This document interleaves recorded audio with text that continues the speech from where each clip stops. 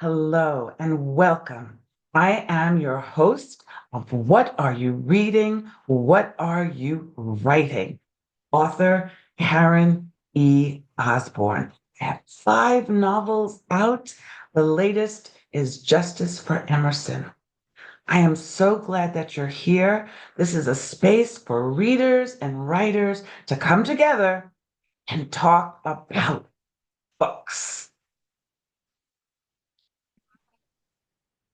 So I am pleased to introduce all of you to Jane Loeb Rubin. Hey, Jane.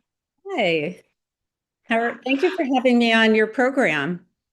Oh, I'm so glad to be here, and I'm so delighted to introduce Jane to all of you. We're so grateful that you're watching us again today. So, we're going to talk about a series of really interesting stories that are inspired by real people and real events, but are works of fiction.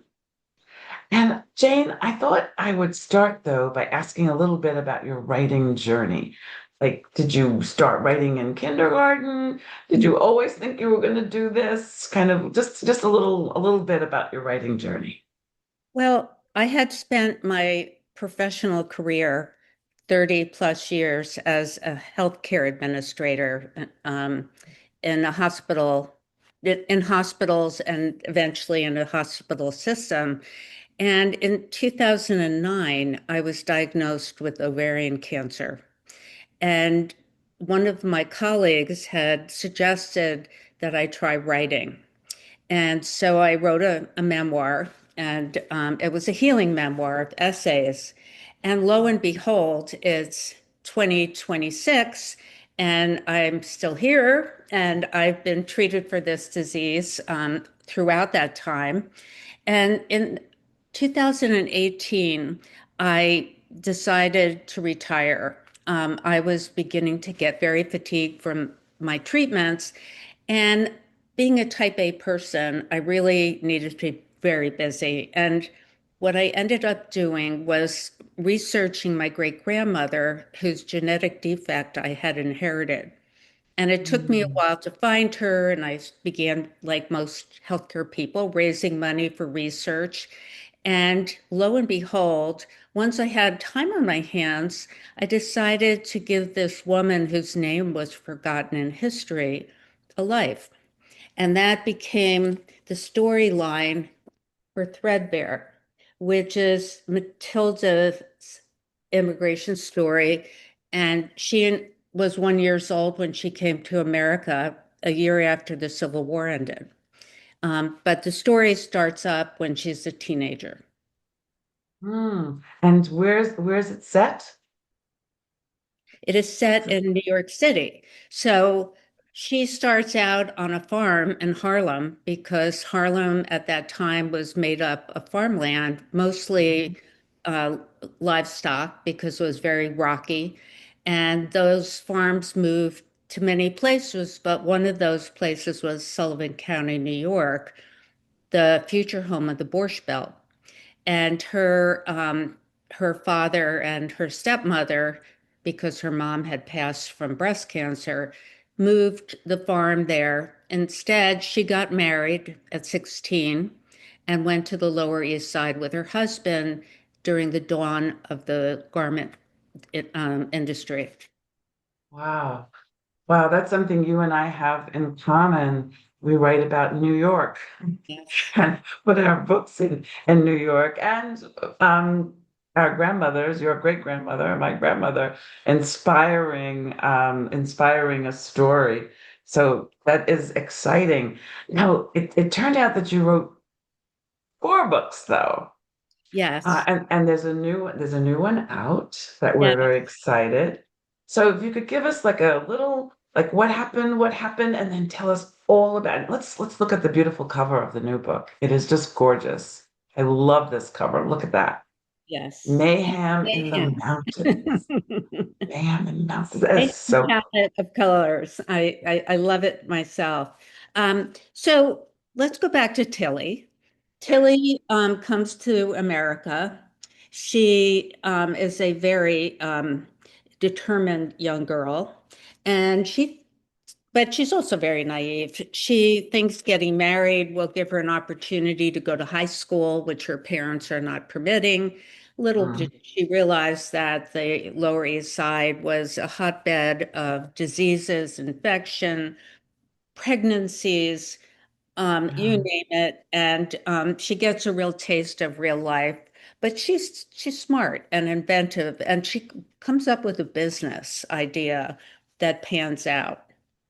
So she also takes in her little sister, who her stepmother really has no use for. And her stepsister, Hannah, becomes the protagonist of In the Hands of Women. Hannah becomes an OBGYN who Wow. they What have year? What in year was that? 1900 when medical schools were accepting women, Mhm. but medicine for women was still way, way behind. And between the Comstock laws that forbid any kind of interruption of any kind, including birth control, Hannah hooks up with Margaret Sanger, who was a young woman during that time, and gets themselves onto a roller coaster ride. And anything beyond that would be fun spoilers. In the Hands of Women was so popular that my publisher gave me a second two-book deal. So scratched my head. What am I going to do with this family now? I come from a medical background, always very interested in my two grandfathers who fought in World War One and two Jewish grandfathers. And I decided to write the story of the family members, the medical family members who went to France to help the medical corps and take care of our soldiers.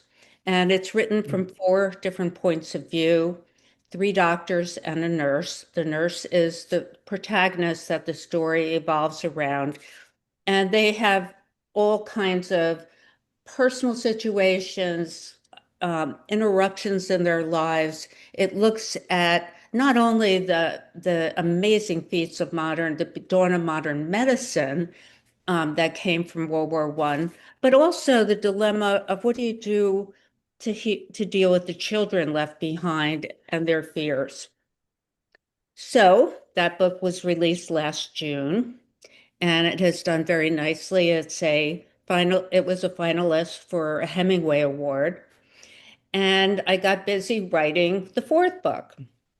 The fourth book takes the family that survives World War One back to the Catskills, where the original farm went in Threadbare. And they go to the Catskills hoping in 1924 that they're going to have peace. They don't want to go back to New York City. Mhm. People are starting to make some money. They're moving out of the city. And two of the characters go back to Sullivan County looking to start up a medical practice. In the meantime, one of the children of Tilly has some very extreme problems that leads to his divorce, his indifference towards his children. And what that sparked was his daughter and son, his daughter was 18, Ella, decided to run away. And they were going to go to the farm too, but they were just going to sneak out and disappear. So they do get to the farm, and in along the way, they meet Dutch Schultz. Dutch Oh. Schultz was a gangster, Mhm. bootlegger, brewery master who had set up shop in nearby Ulster County. And unwittingly, they get in his car. He takes them up to the farm. In the meantime, he's got his motivations. He's looking for storage. He's looking to take over the pharmacy business because pharmacists were allowed to prescribe a certain amount of alcohol. And lo and behold, because I know you're going to want to talk about research, they discover that the KKK has come up from the South. And so they have pretty much a three-ring circus dealing with the Klan, dealing with the dangers of the gangsters, and also dealing with Tilly's son Julian, who is a middle-aged man now, and some of the issues that he has and how they've affected his two children. Wow. Well, first of all, congratulations on your awards and being finalists and your four-book deals with your publisher, which is so awesome. Congratulations. You know, it's interesting. 1924, people write about the 20s all the time. So many people write about the 20s all the time. But what I really found intriguing about your book is my grandmother inspired True Grace, my first historical novel, and it takes place in 1924 in Harlem, when the Bronx was country, and they lived in the Bronx and then moved to the city, to Harlem. And as a Black immigrant, she had a lot of things to overcome, and then Nancy Ballou wrote an amazing book, The Orchid Hour, 1925, about an Italian family in South New York and all the discrimination and the things, because Italians were not considered white back then. And then you are writing about a Jewish family at the same time. And I just think, and within miles of each other, and I just think it's just like so interesting, the different takes. But you mentioned research, and I know you discovered some really interesting things. Could you share a couple of little surprises or funny things that you uncovered in your research?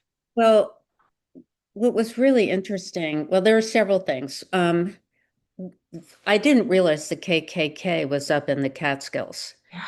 And it wasn't until I began doing my broad research of the region and the period of time that I read about it. And there's actually a couple of books out, and I do a bibliography in the back of my books for people who Mm. say, no way, or or Yeah, way. know more about that. Um, and and it changed my whole story. I was writing this book that did not include the KKK. And but once I realized that they had their headquarters in Binghamton, and then Mhm. they spored out and had a smaller shop in Monticello. And when they were there, the governor of New York realized he had a problem on his hands. He had all these immigrants up in the county. These Klansmen wanted to drive them out. They didn't think the immigrants Mhm. were American. And it wasn't really about the African Americans there. It was about all the other ethnicities because people think of the Borscht Belt, they think that the Catskills was all Jewish, but it wasn't. It was a lot like the Lower East Side. There were hotels there for Italians because they weren't allowed into hotels for whites. There were hotels for the Greeks. There were all kinds of ethnic hotels. As a matter of fact, when I was writing it, some of my friends, because I have a big cross section of friends, shared with me a Greek friend told me that her mother was a maid during her childhood up in the Catskills at a Greek hotel and would bring her three daughters up, and they spent the summers up there. Now, I had never heard that there were Greek hotels, but apparently it was a refuge for all sorts of people from New York who were beginning to get out of the poverty of the early immigration years. And Mhm. and the market was soaring, and they headed up to the Catskills. And initially, during the 1920s, they would rent rooms from farmers. And then the farmers began to build little bungalows, and Mhm. the area became peppered with um, summer visitors and that stopped a little while during the Depression. A lot of these farms got sold, some to owners who turned them into hotels. And that's how Mhm. Grossinger's was um, Grossberger's in my book. but they were originally the farmland that this livestock farm was on.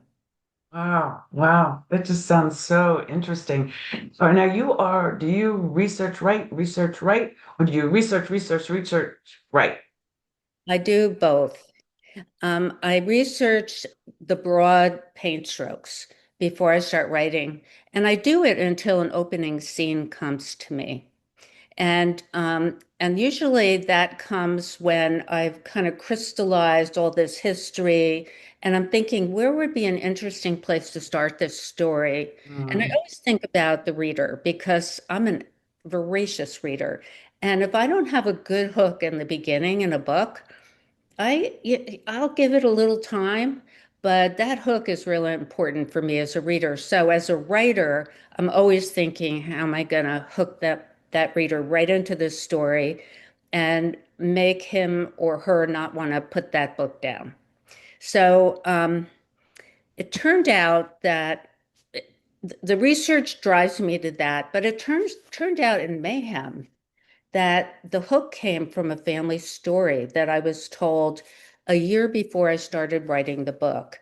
And it was at a cousin's reunion where my one of my boy men cousins shared a story about the three brothers because Julian, Tilly's son, had three boys. mm. And so the my cousins on that family would get together a couple times a year and we'd have a good time and we'd share stories. And the story he shared was that his father, who was the eldest brother, was a teenager at the time that my grandparents got divorced. And it was just so ugly during that period of time. It was right around when the market crashed in 29. He was so furious at the way his parents were behaving that he took my father, who was 5 years younger, and his next youngest brother, Ira, who was 7 years younger, and was only 7 years old, 7, 9, and 14. And he took them from Brooklyn all the way to Lake George. Wow, Yes, hitchhiking. wow. And that's all the story I know. This we never got any more detail, which is typical of family stories. You get these little Yes. shreds. And Yes. and I just said, Jerry, I can't believe that. And he said, it's true, it's true. And I thought I wrung every story out of my father before he was gone. I can't even imagine what he took to the grave. And he said it's true. And so I said, well, you just gave me the opening to my next book. Isn't that wonderful? That happens to us all the time. We'll hear a story, somebody's telling us a story, and all of a sudden we could just see which story it's going to go into or or we set it aside because we know there will be one. That Or, is it, or a right? book talk, a book talk. I love telling the story about the Waldorf Astoria, which is now the Empire State Building. I mean, people do not realize the depth of history in New York. And those little plots of lands might have had multiple lives before the buildings that we see Yes. there today. Yes, they probably did have multiple You know, lives. Manhattan was Exactly. made up of farms. Exactly right. Exactly right. Well, this has been awesome. And I know all of you are very interested in reading the whole series, although they are standalone, correct, Jane? That is true. Each book stands alone, but you'll get so much more out of it if you follow the family over the decades that the books are written. So this is called What Are You Reading? What Are You Writing? Do you have some book recommendations for us? Oh my, I have just recently read two great books. The first was Yesteryear, and it's a new book about a trad wife, and it's become very controversial. And I loved it. I love controversy, and most writers like conflict. So I love seeing all pro and con, but I think it's a very clever story. I'm in the middle of reading Catherine Stockett's a new book, The Calamity Club. She wrote The Help. And and it is a long one. It's over 600 pages, but I am cherishing every page. It is really important. A lot of people don't realize that writers up their game by the books they read. They get ideas on how to do Mm. dialogue better, how to use humor, how to position the sequence of scenes. And so I'm always reading with both my imagination and also as a observer of writers who write beautiful work. Yeah, and help you. It was Kristen Hanna's The Four Winds. I was struggling. I just couldn't figure out how to enter the story of my grandmother's story, and I just couldn't figure it out. And then I read The Four Winds, and I saw my highway. It just saw the highway. Just what very different stories, very different everything, setting and everything. But you see the way that she organized it, and the way that she took the story forward. We are always reading to learn and reading to enjoy. That's the truth. It is. Well, this has been delightful, Jane. Everybody, you can find all of her amazing, amazing books on Amazon, Barnes and Noble, in your local independent store. You can ask for them at the library. If you don't see them, just ask. But Jane, how can they be in touch with you? I have an author website that I probably have to thin down a little because I keep adding to it. I also have a page on the books I'm reading on that website because I'm a book club facilitator in my free time. So I'm hired by book clubs to select and lead conversations.